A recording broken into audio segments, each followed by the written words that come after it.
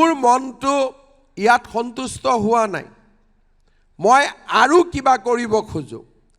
সেইকাৰণে ভগৱানে আৰু বিশেষকৈ আপোনালোকে যদি মোক আশীৰ্বাদ কৰে, অহাবাৰ মোৰ মনত চেষ্টা হ'ব যে আপোনালোকৰ পৰা এটকাও নোলোৱাকৈ চেনি, দালি, নিমখ আৰু মিঠাতেল আপোনালোকৰ হাতত তুলি দিয়া।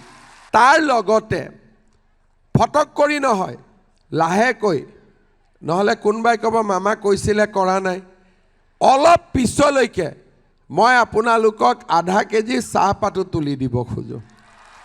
কিন্তু অলপ পিছলৈকে, সোনকালে নহয়, কাৰণ মই কাৰোবাৰ ঘৰত গ'লে চাহ খাব লাগিব নহয়। আমাৰ লক্ষ্য হ'ল অহাবাৰ অৰুণোদয় নোপোৱা মহিলাসকলকো অৰুণোদয় দিয়া। 10% মহিলা এতিয়াও অৰুণোদয় পোৱা নাই। আমি অৰুণোদয়ৰ সংখ্যা বঢ়াব লাগিব আৰু অৰুণোদয় টকাৰ পৰিমাণো বঢ়াব লাগিব। বছৰৰ মূৰে মূৰে টকাৰ পৰিমাণো বাঢ়ি যাব লাগিব।